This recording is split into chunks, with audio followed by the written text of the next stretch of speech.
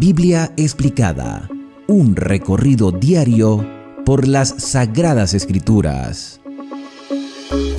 Hoy comenzamos el libro del profeta Miqueas, uno de los libros de la sección de los profetas menores, que ejerció su ministerio alrededor del año 735 hasta el año 700 a.C., muy similar a el tiempo que ejerció su ministerio el profeta Isaías y el profeta Oseas. Por eso es que vamos a conseguir similitudes entre Miqueas e Isaías.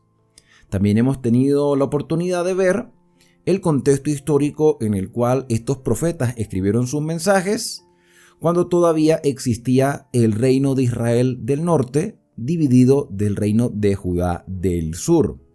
En el año 722, con Oseas, el último rey de Israel, el reino cae de mano de los asirios que conquistaron estos territorios y que se llevaron deportadas algunas personas, algunos murieron en esas circunstancias y un pequeño remanente quedó. Miqueas ejerció su ministerio en Judá, en el sur, mientras Amós y Oseas estaban en el reino del norte. Igual que Isaías, Miqueas presenta un mensaje de advertencia de los peligros que habrían de venir, donde Dios brinda oportunidades a su pueblo. Aunque en esta ocasión Miqueas habla tanto de Jerusalén como de Israel en el norte, pero se concentra principalmente en el sur. En hebreo, Miqueas es Micá, que significa quien se asemeja a Yahvé, quien es semejante a Dios, muy parecido a Miguel. Tanto en hebreo como en castellano, el libro ocupa el sexto lugar en el orden de los profetas menores. En la Septuaginta, que es la versión griega del Antiguo Testamento, que se escribe LXX, que sería 70 en numerología romana, pero es la Septuaginta. Este libro del profeta Miqueas está en el tercer lugar después de Amós y Oseas, quizás por su tamaño y también debido a que está en el mismo contexto histórico. También se dice que Miqueas es de Moreset, porque quizás provenía de la aldea Moreset Gad, que se cree que estaba en la parte sur del territorio de Judá hacia Filistea, o sea, en frontera con Filistea. No debe ser Miqueas confundido con Micaías, que era hijo de Indla, que profetizó en los días de Acab. Y esta historia la podemos leer en el primer libro de Reyes, capítulo 22, versículos del 8 hasta el 28. Nada se sabe del profeta, excepto lo que revela el propio libro. El hecho de que no se mencione el nombre de su padre podría sugerir que era hombre de origen humilde. Sin duda era de Judea, lo que se puede deducir porque solo menciona a los reyes de Judá en el versículo 1 del primer capítulo. El lenguaje de Miqueas es poético y nos vamos a dar cuenta a medida que vayamos leyéndolo. Es rítmico y mesurado. Su estilo podría indicar su origen campesino, igual que Amós, muy parecido a Amós. Pues es vigoroso, sencillo y franco. El profeta se distingue por su empleo frecuente de figuras de lenguaje y juegos de palabras. Es osado, severo e intransigente al tratar con el pecado. Y sin embargo es tierno de corazón, es triste de espíritu porque siente el dolor de su pueblo, es amable y es compasivo, características muy adecuadas para un siervo de Dios. Igual que Isaías, Miqueas llevó a cabo su ministerio profético en el periodo crítico de la mitad del siglo VIII, o sea, entre los años 735-700, el siglo VIII antes de Cristo, cuando Asiria era el poder mundial dominante. En su propio país, cuando empezó su ministerio profético, Jotán, rey de Judá, hizo lo recto ante los ojos de Jehová, aunque el pueblo aún quemaba perfumes en los lugares altos, y los lugares altos eran centros de adoración inadecuados. Acaz, hijo de Jotán y su sucesor, se entregó del todo a la idolatría hasta pasar a sus hijos por el fuego. Y esto, mira, uno siempre aprende de otros predicadores. el sábado que estuve en la iglesia me estuvieron explicando qué significa pasar los hijos por el fuego y yo quedé impresionado. Yo ese detalle no lo sabía y quizás más adelante los comparta con ustedes, pero lo cierto es que era un sacrificio de bebés que los pasaban por imágenes idolátricas al rojo vivo y por supuesto la mayoría de esos niños moría en ese proceso escalofriante. ¿Y quién practicaba eso? Acaz, el hijo de Jotán. Y eso era abominaciones que habían adquirido de las demás naciones. También Acaz no vaciló en cambiar de lugar el altar de bronce de los holocaustos y quitó las fuentes e hizo colocar dentro del recinto sagrado del templo un altar idolátrico cuyo original había visto en Damasco. Durante el tiempo de esta decadencia espiritual entre los habitantes de Jerusalén y Judá, Miqueas cumplió su misión profética. El contenido de su libro presenta las condiciones morales y religiosas que imperaban entre el pueblo durante los reinados mencionados. Esta idolatría se agravó por la transigencia de muchos que observaban exteriormente las formas tradicionales del culto al Señor, a la vez que proseguían con el culto y las prácticas idolátricas. Los sacerdotes de Jehová habían apostatado. Consintieron en que el paganismo mantuviera su popularidad entre el pueblo y en vez de defender a los pobres contra la ambición de los ricos, ellos mismos, los sacerdotes, estaban dominados por un espíritu codicioso. Había muchos profetas falsos que mediante adulaciones buscaban el favor del pueblo, asegurándole que les esperaban mejores condiciones al paso de que se burlaban de los amenazantes castigos que los profetas verdaderos de Jehová predecían, como resultado de las transgresiones cada vez mayores de la nación. Es decir, que los profetas falsos motivaban a las personas a seguir haciendo las cosas como la estaban haciendo, mientras los profetas verdaderos les decían que necesitaban hacer una reforma. Además, estos falsos profetas hicieron que el pueblo se sumiera en un sueño espiritual mortífero, calmando sus temores con la doctrina engañosa de que siendo los descendientes de Abraham, el pueblo especial de Dios, con seguridad el Señor jamás los iba a abandonar. Falsa seguridad, como tú eres hijo de Abraham, como eres de la simiente de la promesa, Dios a ti no te va a abandonar, hagas lo que hagas. Eso le enseñaban los profetas falsos. Los nobles y los encumbrados se habían entregado a una vida de disipación. En su ardiente deseo de disfrutar de comodidades, llegaron a ser inescrupulosos y crueles en su trato con los campesinos. Su avaricia expoliaba a los pobres mediante excesivas exigencias y los privaba de sus derechos legales. Como felizmente a veces sucede, que un mal gobernante es seguido por un hijo que llega a ser un buen gobernante, en Jehová, Dios de Israel, puso Ezequías su confianza. Ni después ni antes de él hubo otro como él entre todos los reyes de Judá. Y ya estudiamos la historia de Ezequías en los libros de Reyes, Crónicas y también en el libro de Isaías. Resueltamente se puso a la tarea de contrarrestar la apostasía de su padre, a reformar las condiciones morales y espirituales de Judá, a abolir la idolatría y hacer que su pueblo volviera al verdadero culto al Señor. En esto fue apoyado por Miqueas. Empezó a dar fruto la lucha enconada que el varón de Moreset Gat experimentó durante la mayor parte de su vida para plantar la semilla de la verdad en el suelo casi estéril del corazón de su pueblo. El reinado de Ezequías se caracterizó por una gran reforma. Ahora, con respecto al tema principal del libro del profeta Miqueas, podemos encontrar dos temas básicos. Número 1. La condenación de los pecados del pueblo y el castigo resultante en el cautiverio. 2. La liberación de Israel y la gloria y el gozo del reino mesiánico, que era a donde apuntaban todas las profecías.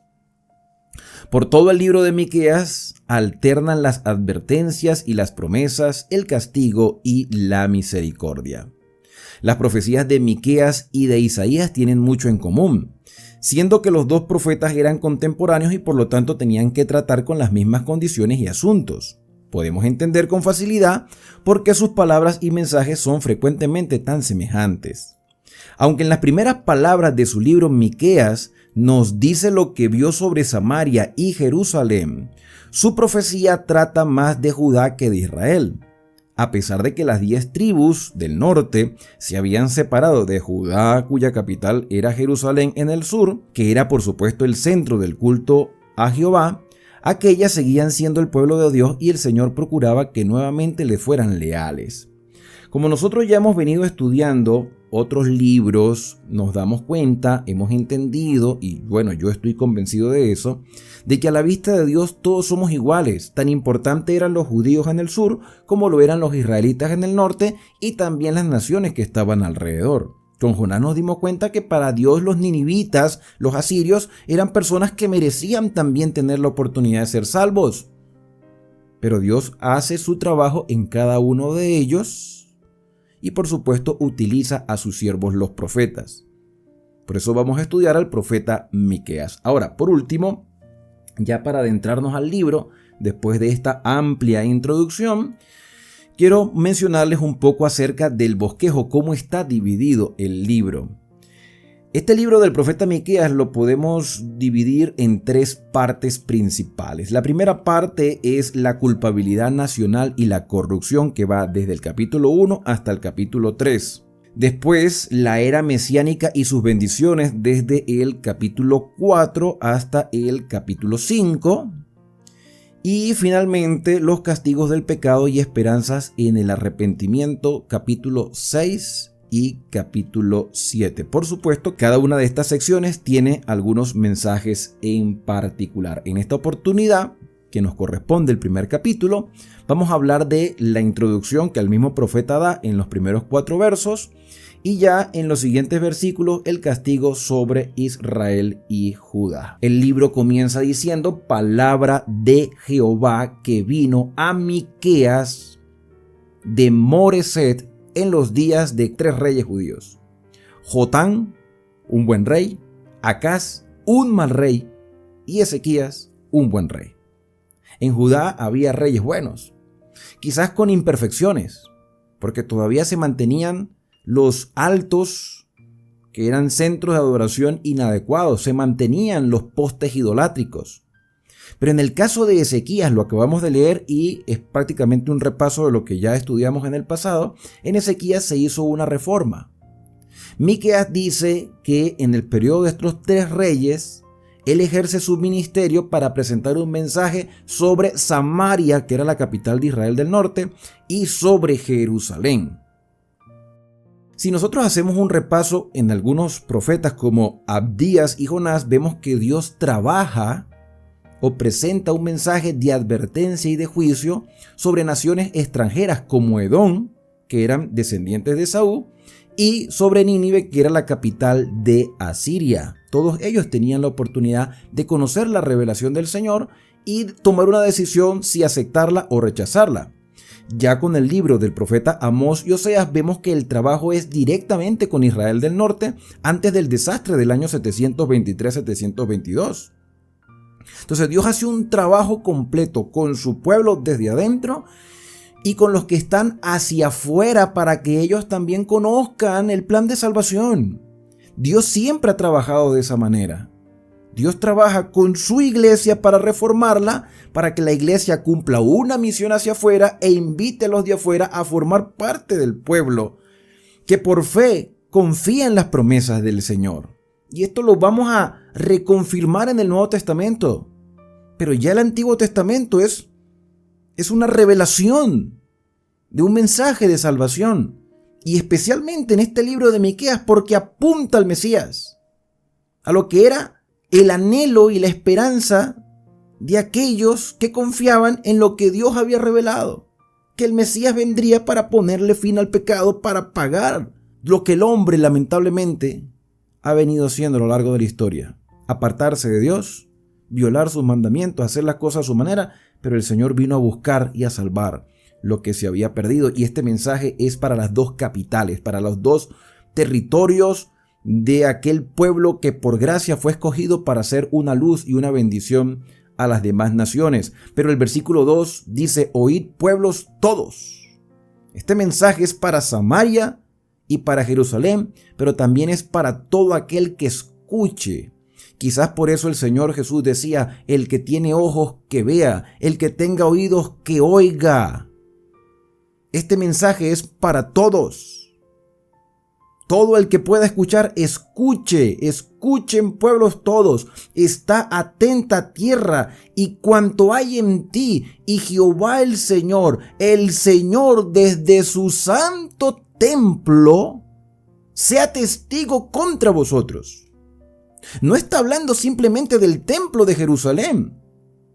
El templo de Jerusalén, el que construyó Salomón, que primero era una tienda de reunión construida por Moisés por orden divina, era un modelo de lo que Dios le había mostrado a Moisés en el monte. Hazlo conforme al modelo que te mostré.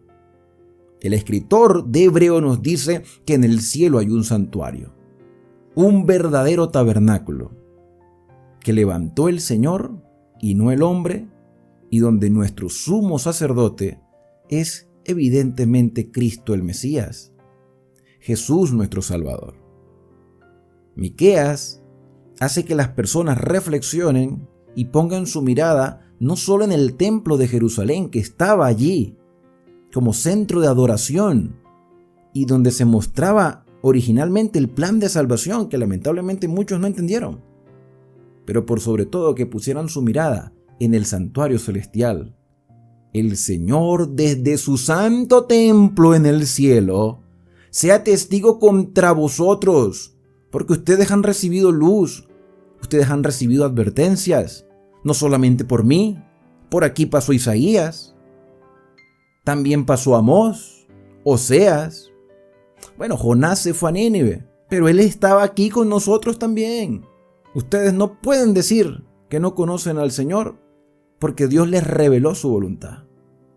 Y Él sea testigo contra ustedes por haber rechazado las advertencias. Porque aquí Jehová sale de su lugar y descenderá y hollará las alturas de la tierra. Esto evidentemente es un juicio.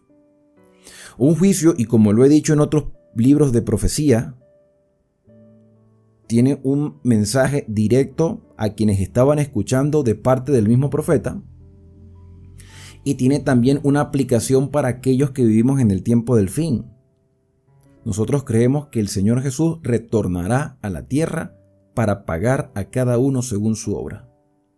El Señor saldrá de su santo templo, del santuario celestial. Ya no vendrá como un cordero, vendrá como el Rey de reyes y Señor de señores. Ya no vendrá para sacrificarse, vendrá a dar la paga justa a aquellos que aceptaron por fe sus méritos salvíficos, y también para dar su condenación a aquellos que conscientemente le rechazaron. Y Miqueas le está diciendo aquí a el pueblo de Israel en total, a Samaria y a Judá, les está diciendo: Jehová sale de su lugar y descenderá y hollará las alturas de la tierra, porque tiene el poder para todo, y se derretirán los montes debajo de él, y los valles se hendirán como la cera delante del fuego. Tiene el poder para exterminar todo si quiere. O sea, nada se puede comparar con el poder de Dios. Nada. No hay montaña tan alta, no hay fosa tan profunda que Dios no pueda cubrir. Se derretirán los montes debajo de él.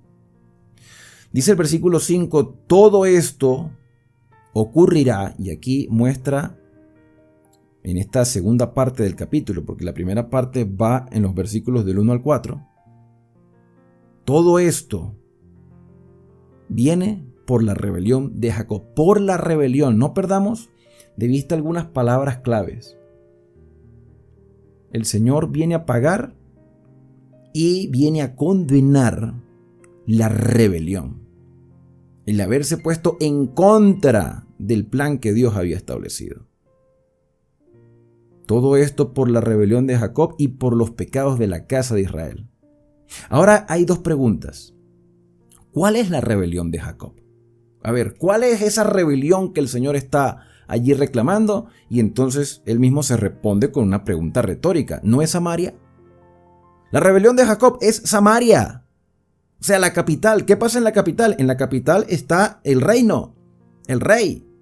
Que en algún momento los reyes trasladaron su sede, no solo política, sino religiosa, a Betel. Pero la capital seguía siendo Samaria. Samaria había hecho las cosas a su manera. Desde el reino se había instruido al pueblo a desobedecer a Dios y a ponerse a adorar becerros de oro, y a tener por allí en las montañas postes idolátricos. Entonces todos los reyes que pasaron por Israel, por Samaria, eran perversos, eran malignos, unos peores que otros. Y entre ellos Acab, el esposo de Jezabel, que tenía manteniendo con dinero del gobierno de Israel, manteniendo a profetas de Baal. Y por allí también aparece Elías diciéndole a las personas: ¿hasta cuándo ustedes van a claudicar entre dos pensamientos? Si Jehová es Dios, pues váyanse con Jehová. Pero si es Baal, entonces sigan a su Baal, pero ya no anden un ratico con el Señor, o hacen ahí un sincretismo, de vez en cuando con Dios, de vez en cuando con Baal, o a veces los dos al mismo tiempo. Entonces, ¿cuál es la rebelión de Jacob? Pues la manera como se ha dirigido el gobierno, desde lo político hasta lo religioso, todo se ha vuelto una rebeldía contra Dios. Ahora, la segunda pregunta de este versículo 5 es: ¿cuáles son los lugares altos de Judá? Porque Judá tenía el templo de Jerusalén, pero las personas de vez en cuando se subían a las montañas a adorar postes idolátricos. Podemos nosotros pensar que los samaritanos o los de Israel del norte, ellos no bajaban al templo por orgullo, por querer congraciarse con el rey, y tenían su propio centro de adoración. Pero los judíos no tenían esa excusa. ¿Cómo es que se van a ir a las montañas, a los postes idolátricos, cuando tienen el templo de Jerusalén? Porque querían adorar a Dios a su manera.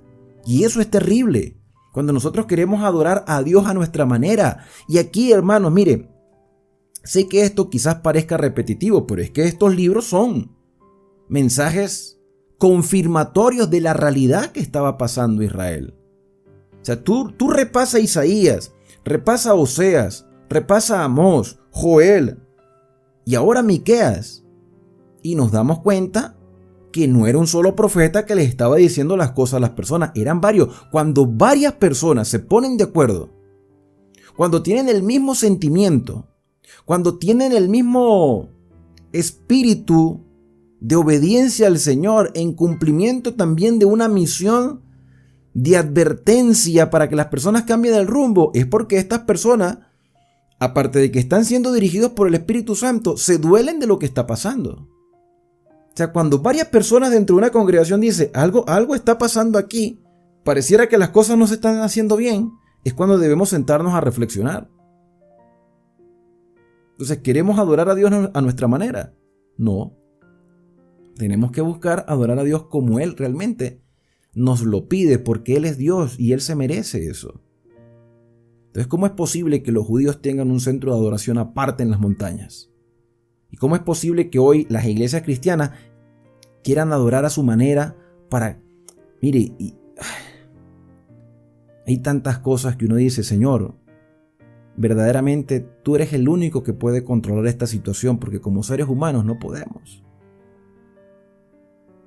Y yo vengo escuchando desde hace años: no, es que en la adoración al Señor no importa el ritmo, aquí ponemos un poquito de rock cristiano para ganarnos a los jóvenes. No, porque es que precisamente el muchacho tiene el problema de un gusto, de un género musical que tiene un propósito que en nada se parece a la adoración a Dios. Entonces queremos agarrar un gusto personal y adaptarlo a la adoración para que el muchacho se sienta cómodo, pero no resuelve su problema. Entonces piensa la gente que Dios tiene que adaptarse a nuestros gustos. Y eso no es así. Versículo número 6. Haré pues de Samaria montones de ruinas. si ustedes siguen haciendo las cosas a su manera, si ustedes se dejan seguir dominando por el orgullo, por la complacencia personal, ustedes serán montones de ruinas. Se lo dijo a Samaria, nos lo dice a nosotros. Y aparte de eso, tierra para plantar viñas, derramaré sus piedras por el valle y descubriré sus cimientos. O sea, va a haber un estremecimiento tal que, imagínate, descubre los cimientos. Los cimientos es lo que está más profundo, es lo que mantiene la estabilidad de una estructura. Si los cimientos se descubren, la estructura se cae.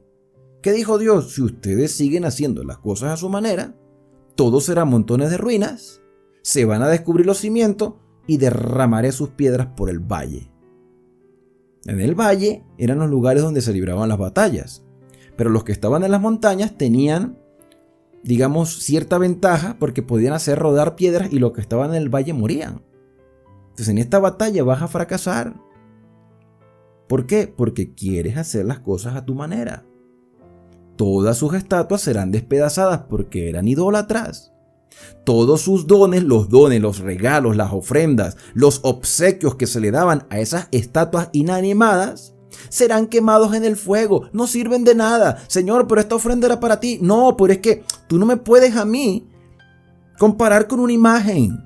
Entonces no vengas a decir que esa imagen a mí me representa. Y tú, esa ofrenda que tú dices que me traes a mí, poniéndome en una imagen, no es la gloria que yo quiero. Todas las estatuas serán despedazadas, todos sus regalos serán quemados en el fuego, y asolaré todos sus ídolos, porque de dones de ramera los juntó, y a dones de ramera volverán. La prostitución, hay alguien que decía, bueno, yo lo escuché hace tiempo, ¿no? Hay alguien que decía que la prostitución era una de las profesiones más antiguas. Desde el mismo Génesis vemos a Judá, el hijo de Jacob, después de haber enviudado, frecuentando ramera, y Tamar, cuando se dio cuenta que Judá tenía ese tipo de actitud, se disfrazó de ramera para poder quedar embarazada, porque había una ley donde se debía mantener el linaje de la familia. Y a Judá se le habían muerto los hijos y le echaban la culpa a la pobre Tamar. Y Tamar entonces, como no se le daba el hijo siguiente, se viste de prostituta y Judá está con ella. ¿Por qué? ¿Por qué hizo eso? Porque Judá frecuentaba las prostitutas. No estoy justificando a Judá, pero Judá tenía esa actitud errónea y por lo tanto, pues Tamar aprovechó la oportunidad. Y aún así Judá, por la gracia del Señor, llegó a recibir una herencia. De ahí salió la tribu de Judá, de ahí salió David y de ahí vendría el Mesías. Pero a donde quiero llegar es que el Señor comparaba esas ofrendas que se le daban a los ídolos como ofrenda de prostitución. Y Dios abominaba ese tipo de ofrendas, no le agradaba para nada. A mí no me vas a traer aquí ofrenda, que eso es de prostitución espiritual. A dones de ramera volverán. No tienen ningún tipo de valor para mí. A veces hay personas que piensan que se congracian con Dios cuando dan grandes cantidades de ofrenda. Mire, hermano, si esa ofrenda no es de acuerdo a la voluntad del Señor, eso no sirve para nada. Porque es que Dios no necesita nada de nosotros, necesita es obediencia, necesita es respeto, necesita es que nosotros le reconozcamos como el Señor y soberano del universo. Porque a la final todo es de Él. Entonces, cuando Miqueas recibe este mensaje del Señor para transmitirlo al pueblo, en el versículo número 8, Miqueas dice, por eso lamentaré. Miqueas tenía un dolor. Por eso lamentaré y aullaré y andaré despojado. Aquí donde dice despojado en el versículo 8, quizás la traducción más correcta sería descalzo. Andaré descalzo y desnudo, o con poca ropa o con harapos. Como símbolo de tristeza, de dolor, de luto, de duelo por lo que está pasando mi pueblo y por lo que va a pasar. Indiferentemente que sea del norte o del sur. Me duele la situación del pueblo de Israel. Haré aullido como de chacales y lamento como de avestruces. Parece que estos animales emiten un ruido que parece un llanto. Y Miqueas dice, yo lloro por mi pueblo y ando como desnudo, como descalzo, como de luto por la situación. Y a nosotros nos debe doler lo que está pasando en nuestras iglesias, sea la nuestra o sea la de otros, porque las iglesias a la final, una persona que es religiosa a la final está buscando a Dios. Y de eso yo no tengo ningún tipo de duda.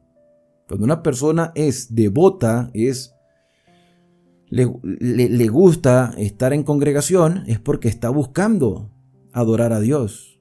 Lamentablemente en algunos casos, mal instruidos. Y el pueblo de Israel había sido mal instruido por los reyes, por los falsos profetas y por algunos sacerdotes. Versículo número 9, porque su llaga es dolorosa. Imagínense que se le describe a la situación como estar llagado. Su llaga es dolorosa. Llegó hasta Judá. Primero comienza con Israel del norte y ahora vamos con Judá.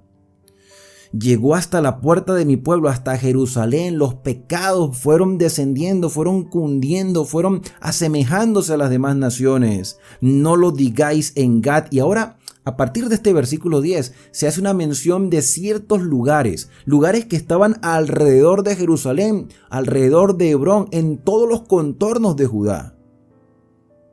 La situación precaria ha cundido como un virus todos los lugares. No lo digáis en Gad, ni lloréis mucho, revuélcate en el polvo de Bet-Leafá. Bet-Leafá es la casa del polvo. Es como la casa del duelo, como la casa del dolor, la casa de la pérdida. Entonces el mal ya nos ha cundido, pero no nos alegremos de esto. No lo digáis como que si fuera lo mejor del mundo.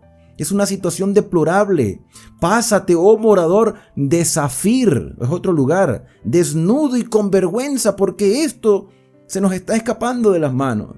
El morador de Saaná no lo sabe. El llanto de Bet-Esel os quitará su apoyo. El llanto, aquí vemos dolor. Las cosas o las situaciones están empeorando y eso nos está afectando terriblemente, porque los moradores de Marot anhelaron ansiosamente el bien, pues de parte de Jehová el mal había descendido hacia la puerta de Jerusalén. No es que Dios había enviado el mal, es que Dios retrajo su protección, y eso lo hemos venido diciendo en otros capítulos. Versículo 13, uncid el carro, bestias veloces, amárrense a los carros y huyan, salgan de esta situación de una vez. Huyan, corran, oh moradores de Laquis, que fuisteis principio de pecado a hija de Sión. Ustedes han sido los causantes. Y como ustedes han sido los causantes, corran y retírense de esa situación de una vez. Este capítulo número 1 está mostrando la realidad y el efecto de lo que ellos estaban viviendo en medio de la idolatría y el desentendimiento de la voluntad de Dios. Ustedes fueron principio de pecado a la hija de Sión, porque en vosotros se hallaron las rebeliones. Fíjate esta palabra, rebelión, se repite nuevamente en el texto. Se hallaron las rebeliones de Israel, por tanto, vosotros daréis dones a Moreset Gad, que era de donde era el profeta Miqueas. Las casas de Asín serán para engaño de los reyes de Israel. Otra palabra aquí es engaño. O sea, aquí no hay palabras bonitas. Aquí hay situaciones dolorosas. Hay rebelión, hay engaño, hay pecado. Aún os traeré nuevo poseedor. Otras versiones dicen conquistador. Quizás hablando de los invasores que vendrían de tierras lejanas a poseer esos territorios porque Dios había retraído su protección. Aún os traeré nuevo poseedor, oh moradores de Maresa. La flor de Israel huirá hasta Adulán. Huirá. Huye. A causa de el pecado, a causa de la rebelión, a causa del engaño, el efecto iba a ser huir.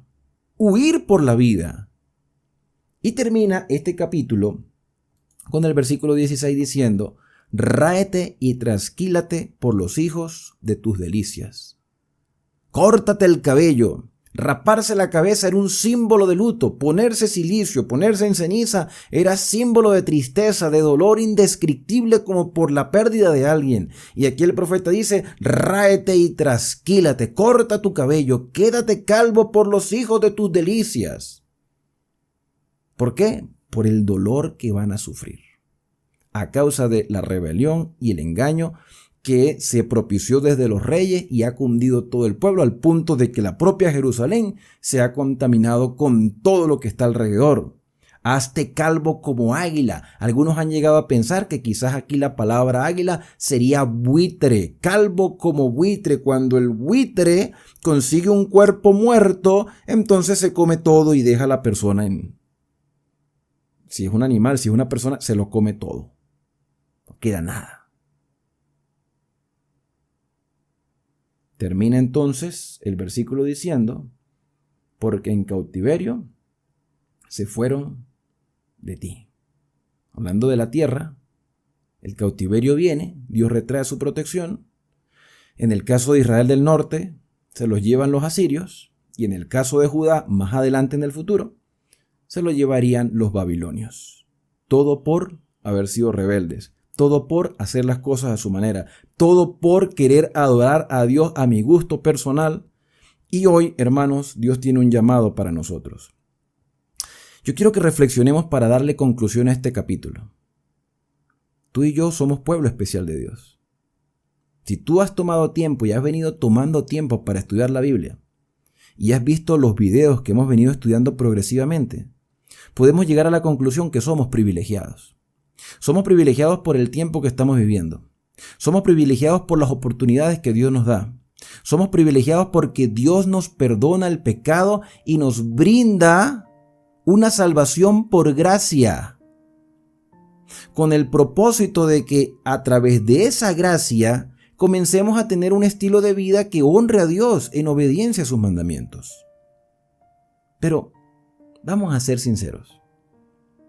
¿Cuánto aprovechamos esas oportunidades de Dios?